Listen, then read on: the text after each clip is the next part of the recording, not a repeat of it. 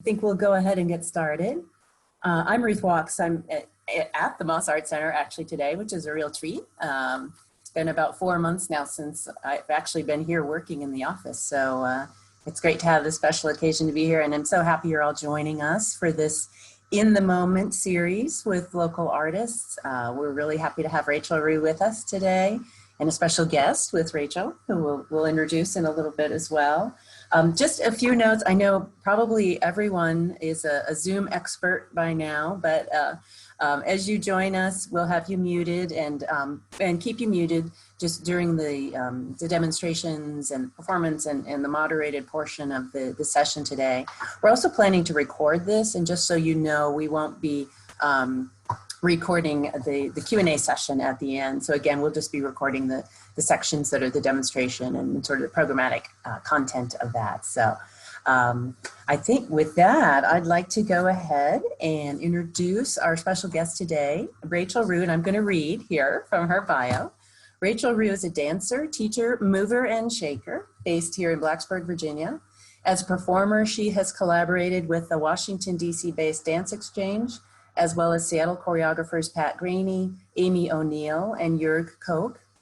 Her own choreography has been featured at the Seattle International Dance Festival, Movement Research in New York City, and the Washington, D.C. Capitol Fringe Festival. In February of this year, Rachel opened New River Moving Arts, a dance school and performing company founded and operated by modern dancers.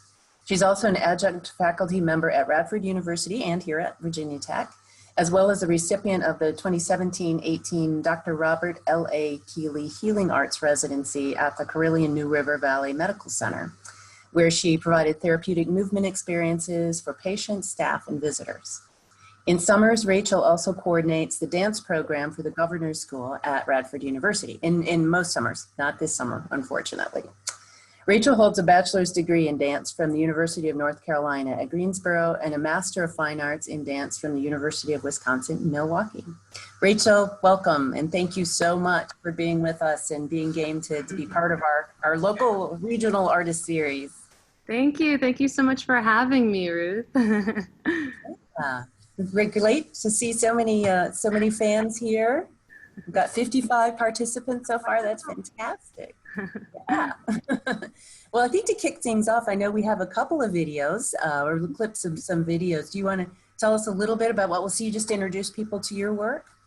Sure, absolutely. And yeah, thanks again. This is my first time doing a Zoom performance, so probably the first of many, considering how this next year is probably going to go. But I picked two short clips of performance works that I've been part of. The first one that you're going to see is called Look at Me When I'm Talking to You. And the second one is called Empath Mourning the Colonial Loop.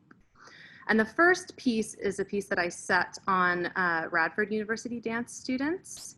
It was a group work and it was really a collaborative effort with a lot of input and feedback from the dancers.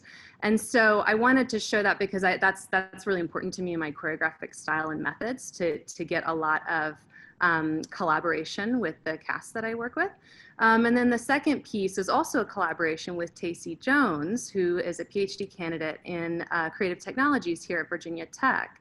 And that piece is a film and video, film installation piece that she ended up installing at the Newport Recreation Center over in Giles County. And both of these pieces that I wanted to kind of feature have to do with the idea of having boundaries crossed in different ways. The first piece, the group work, was a response to the Me Too movement, and dancers kind of worked with their own personal experiences with Me Too situations. And then the second piece has to do with the Mountain Valley Pipeline as a response to those boundaries, geographic boundaries being crossed. So yeah, I think that's all I'll say about it. And then if anybody has questions afterwards, we can take those.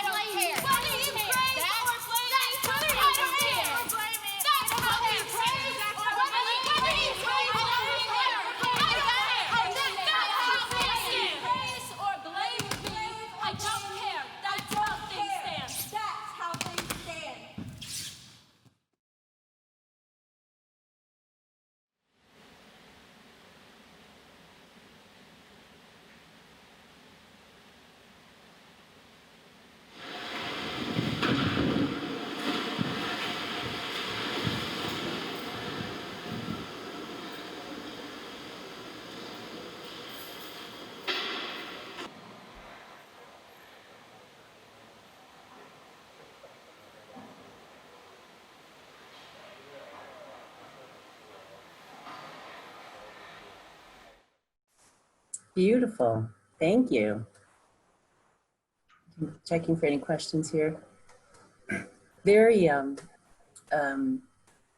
evocative work, the Mountain Valley Pipeline, the second piece there in Newport. What was the sort of process? I was just going to ask a quick question myself, sort of the process for you and Tacey in working on that. Yeah. So that piece was really, it was Tacey's brainchild for sure. She had been wanting to make something that dealt with the emotional response that a lot of people in this area were having to that experience of having the pipeline coming through here. And so we did a couple of shooting days. We did one day of filming inside the Newport Recreation Center, which is a beautiful old school building in Newport. And then we did a second day of shooting where we went around to clear cut sites where they were clearing land for the pipeline project. And she had me, I mean, she was really directing a lot of this process.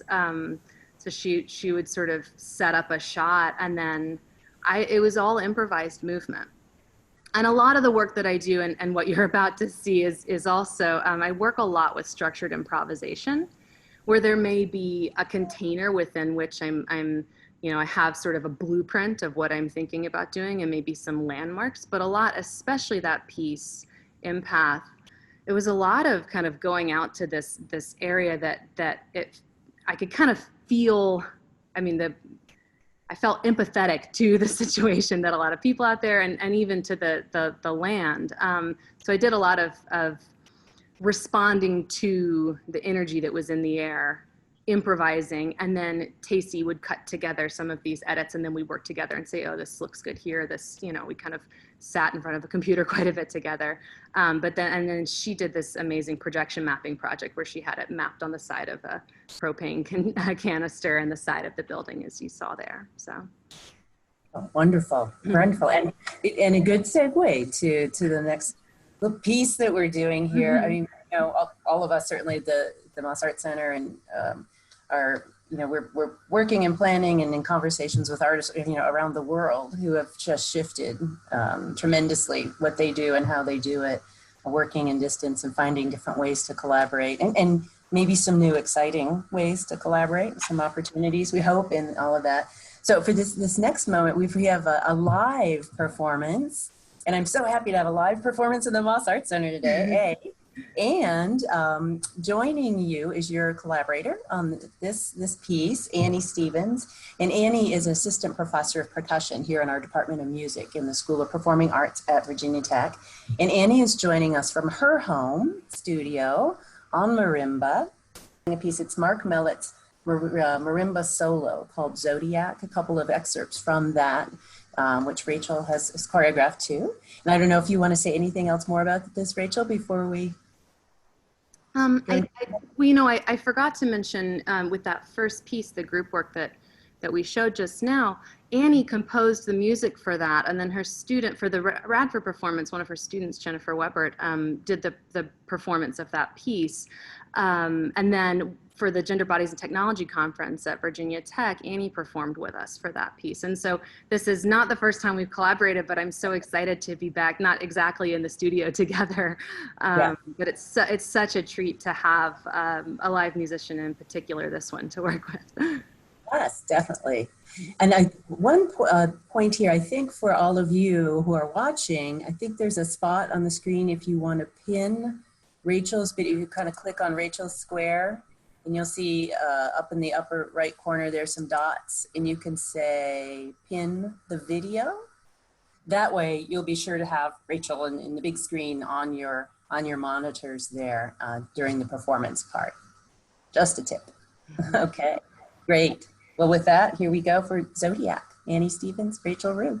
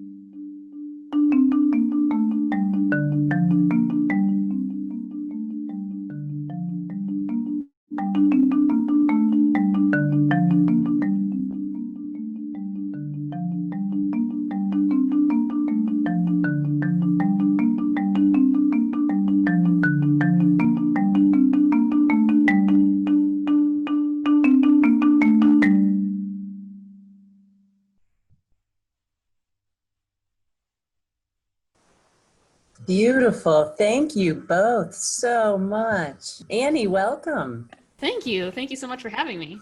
Great. Really, really wonderful. While Rachel's catching her breath there, we thought maybe you could tell us a little bit more about the music. This is a piece you commissioned, is that right? Sure. Yeah, I was a member of a consortium, a big group of people that commissioned this piece. And so each movement is entitled after one of the Zodiac signs. So the two movements that I played, the first one was Leo, and the second one was Taurus. And so, yes, you can perform these as a huge collection of movements, or you can just pick and choose like we did. And I just thought, actually hadn't performed these pieces yet, and I just thought when Rachel approached me about this opportunity of doing this remotely, that this piece might work really well for it. So I hope you guys all agree. Oh, it's fantastic. Really fantastic. And I guess you're getting ready now for first fall semester in teaching as well. So. Yeah, So lots more online work. My studio, this is where all the Zooming happened with my students. And, Great. And I'll just point out that I'm using these microphones, and one of the reasons is that if you don't use a microphone for recording marimba, you get a whole bunch of jumbling noise. So that's very imperative to have a microphone for playing marimba. Quite a setup. That's great. Yeah. And we've got Rachel back too. Rachel, thank you. That was wonderful. Her on the side there. Great. Thanks, guys. Oh, this was terrific. So one of the things that I mentioned to you too, Rachel, and one thing I forgot to mention to everyone Oh, good. I see some of you are. Please feel free to use chat to type in your questions there. And actually, my comment and thought on this work too is exactly one of the questions we have here from Fancy. That what's the difference between choreographing and performing for Zoom, which this work really was designed for, versus sort of the normal way you would choreograph for stage. It's interesting because I have not worked much in the modality of dance film, dance for the camera. But that's certainly, I had a friend tell me once that she finds dance and filmmaking, like choreographing and filmmaking, more similar than choreography and theater for the stage, and acting, if that makes sense. And that's certainly something we could debate, with the actors and dancers in the space here. But what I think is interesting about choreographing for this virtual space, I loved picking this particular area. I came to the Moss when Ruth asked me to do this, and kind of cased the joint and looked for different places that could really show off the depth of space. And so I think playing with proximity and distance and framing what you want the audience to see in a very intentional way is really what's kind of fun. What I'm learning is fun about working this way, in this kind of forced dance for the camera situation that we're in here. One of the things that Liz Lerman, who Ruth is a wonderful dance choreographer and dance maker, who Ruth has worked with in the past, she says she likes to use the expression, think inside the box. And that's always really inspired me with my choreographic practice. And I think that in this time where we're having to find really different ways of working, using it as a creative challenge is really fun. Turns out that it's actually quite fun. And so working with Annie in this way where, we're having to kind of shoot ideas across, virtual space, that's been actually that's been more fulfilling than I expected. Yeah. Fantastic. Kind of related to, we have a question about what you were thinking about the focus in the piece, and you touched on this a little bit. I think kind of specifically, were you focusing kind of on the screen and the camera the entire time, or is that more of when you're close up, because there's so much depth? When I perform in sort of traditional spaces, I don't usually have something mirroring back at me in real time. We rehearse often in front of mirrors, but so the focus, I started having a lot of fun with this, how close can I get to the camera and sort of try and highlight the dance of my eyes or the dance of my hair and bring the focus to those very subtle movements. And then, how does that focus shift? I'm kind of curious about how that focus shifts for the viewer the farther away that I go from the camera. So mostly my focus was, I was trying not to look too much. It's sort of distracting, actually, to be honest, because you see yourself replaying in real time. So I try not to actually see too much of what's going on of myself in the screen. But I think my focus is definitely on highlighting different parts of the body moving from close, very close, and very far. Good. Well, I think we want to go on. We'll have time at the end here for some general questions too, and I see some questions about site-specific work and so on as well. But maybe for this next part, at first, Annie, thank you again. Thanks for being part of this. It's so much fun, fantastic. And the next little part, we wanted to talk about teaching methods and the transitions you've had to make to online learning. I know both for Virginia Tech and Radford universities, it was mid-March, I guess, when we converted to all online. So what's that been like? Yeah, and I get such a laugh from people when I say, oh yes, I had to move all my classes online in March. And they're like, wait, don't you teach dance? How do you move a dance class online? And so I approached it a little bit differently with my Radford classes and my Virginia Tech classes. I teach more intermediate movers at Radford.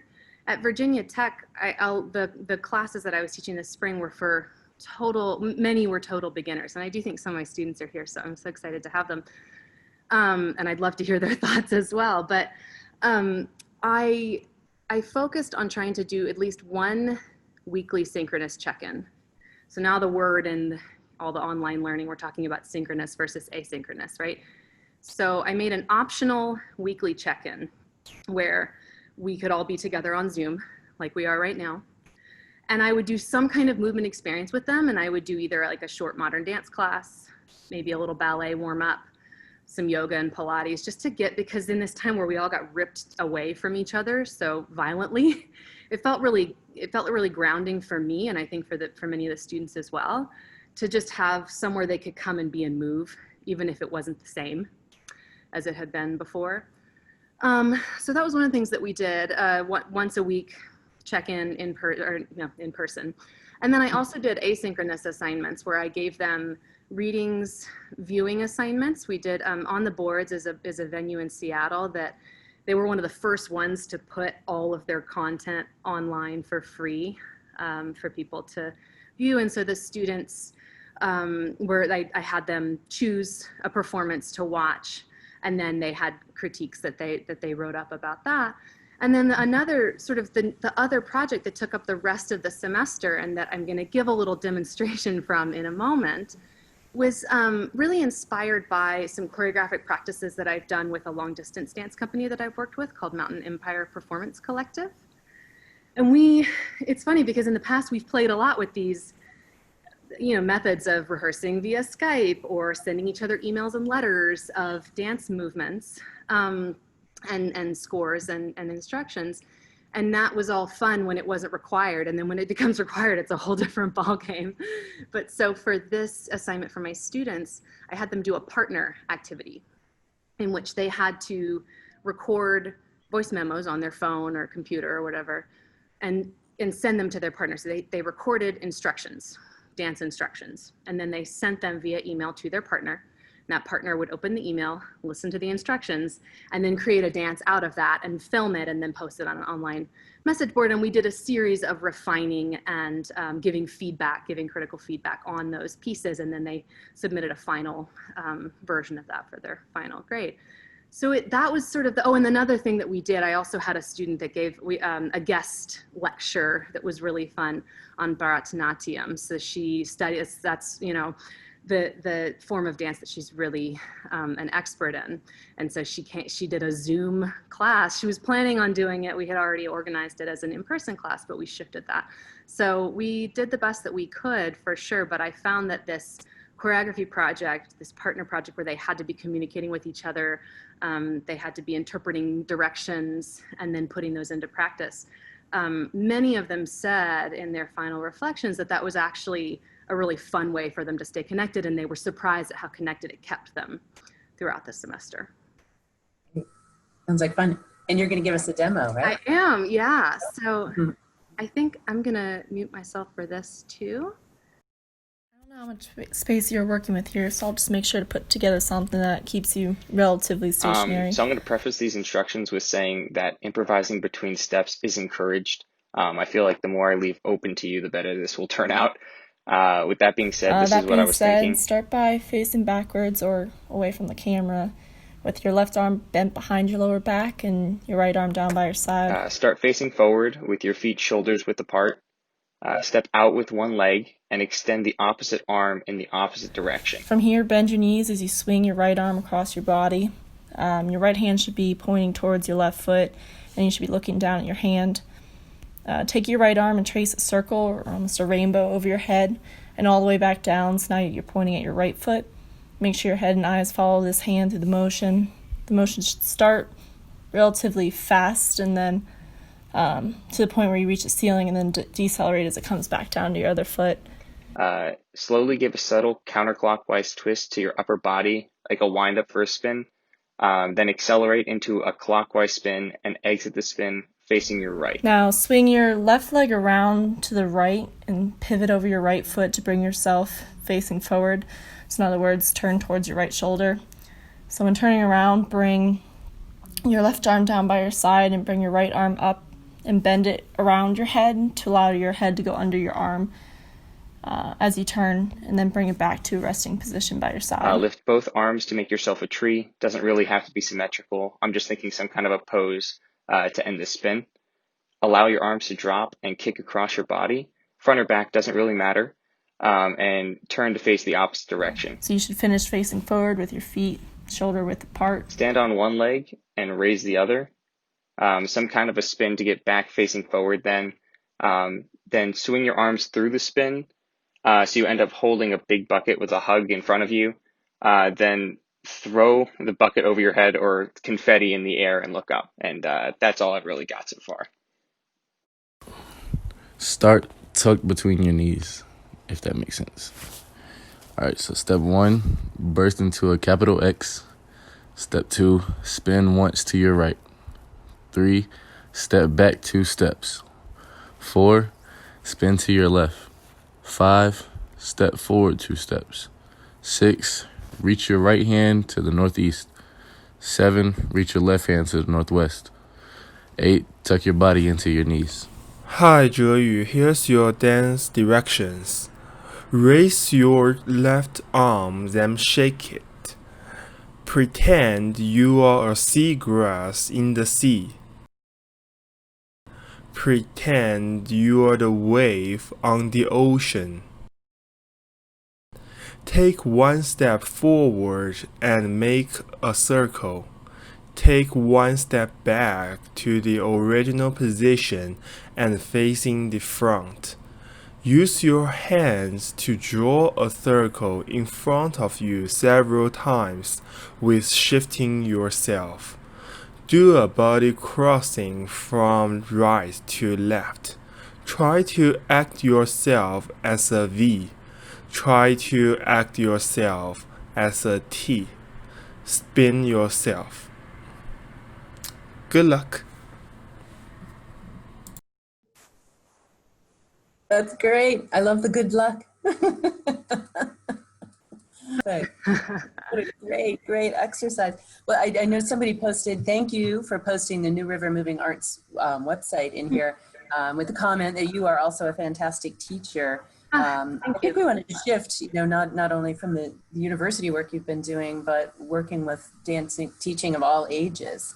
You opened New River Moving Arts in, I think, February, you said, and had to close it in March. So how have you been able to stay connected? Yeah, it's been, I know a lot of small businesses are going through a similar thing right now, but it was quite unfortunate timing that we put a lot of time and effort into opening this new studio space. It's uptown on North Main Street, and I look forward to welcoming you all into it at some point. But it is, I've been teaching community classes for years now in town. Been in Blacksburg since 2013, and the time felt right to really kind of coalesce into one physical space. So New River Moving Arts, my studio, and hopefully in the future we will have a robust performing company that goes along with that. But I'm really, in all of my classes and the other teachers that teach with me, we really focus on concept-based learning in dance, which I think is really unique for a studio format. The idea is that every week we have a different word or dance concept that we explore in all of our classes for adults and for children. And so, I'll give a couple of examples. We might look at the dance concept of energy, right? How do you use your energy in different ways to make your movements accented smoothly or sharply, right? So using different dance concepts, it's a really wonderful way. And I think right now there's a lot of conversation about inclusion in dance spaces, which I think is really important. And I find this way of teaching based around concepts to be a really inclusive way of meeting dancers where they are, right? Of meeting them in whatever moment that they're in their dance journey, and doing it in a way that feels welcoming and encouraging, and not like they're jumping into a club that they don't know the rules of, right? So that's really important to me, to make dance spaces as welcoming and encouraging for as many different types of people as want to participate. And that's really the mission of New River Moving Arts. So when we did our transition to online learning, of course, we had to just like with the university classes, we were really forced to take everything into the online space. We're really doing quite a bit of Zoom classes through the end of the spring semester. And then I'll be honest, the poor children were really zoomed out by early June. And so we've taken a break from that for our kids classes. And we are going to be starting some outdoor kids classes and camps very soon. And I certainly, with the website, and I'll also make sure that our Facebook and other social media links are posted as well to give you guys updates about that. But just to sort of thinking about how we had to transition to online learning with our classes through New River Moving Arts, using that concept-based approach ended up being really helpful because it kind of gave a through line between everything that we were doing as a group. And again, somebody asked about how choreography for the virtual space, I draw my little screen around me, feels different. Giving people an anchor of a specific concept to be working with in their dance experience online seemed like it was helpful to me as a teacher, and I think it was helpful to the students. And I'll give a quick example of, we have had to be really flexible and really meet students where they are. And so with my children's classes, for instance, I had one class where we were focusing on the concept of balance.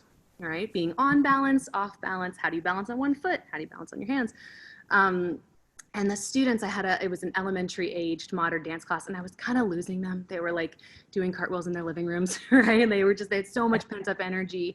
And so I kind of shifted focus, and I had them make an obstacle course. So they each had to find pillows or different objects in their living rooms or bedrooms or whatever to balance on, or to keep their balance while they were moving around them.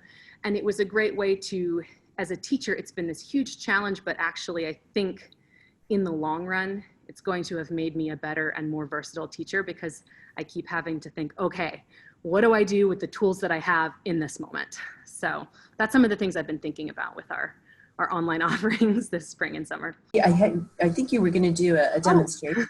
Well, Right, I know right. I'm keeping an eye on our time too, because we want to make sure we have time for questions. So we've got it. Yeah, of course. No, this can be really quick. And I know some people have their cameras off, some people have their cameras on. Either is totally fine. I was just going to give a little bit of an example of what that concept-based learning might look like in a creative dance class for all ages in an online format. And so let's pretend that we are all studying the concept of pathways, right?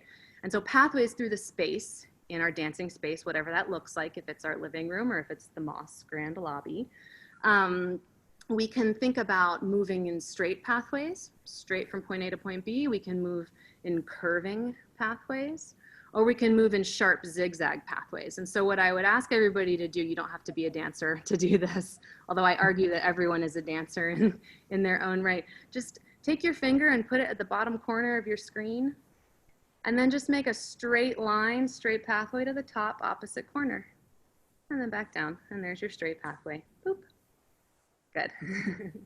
And then now take your finger back at the bottom corner and make a curvy pathway, and it can go anywhere all over your screen, just curving.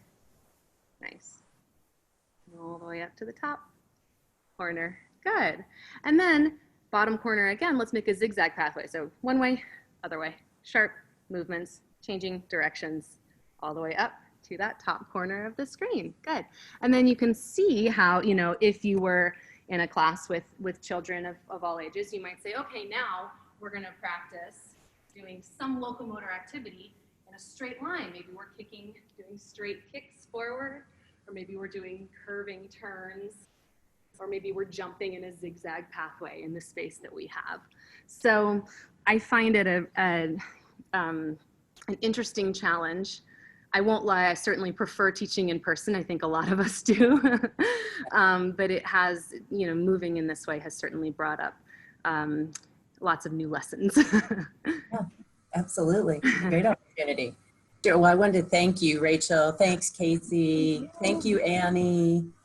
This has been really great. I put in our chat, we have one more In the Moment Artist Talk on August 7, and this is with the two founders of Adair Theater in Pulaski. That's Kendall Payne and Keith McCoy. So I hope you'll join us for that. But this has been really terrific. Learned a lot. Thank you, Rachel. Thank you all. Yeah, and I really, I encourage you to reach out if more questions come up. I know, like I said, I believe the Moving Arts website has been posted, and I'll make sure that all the pertinent social media and contact information is available. But please do reach out. I'd love to chat more about all of this stuff. And thank Fantastic. you. Yeah, thanks again, Ruth. This was such a treat. Fun for us too. Thank you. See you all. Take care. you. Thank you.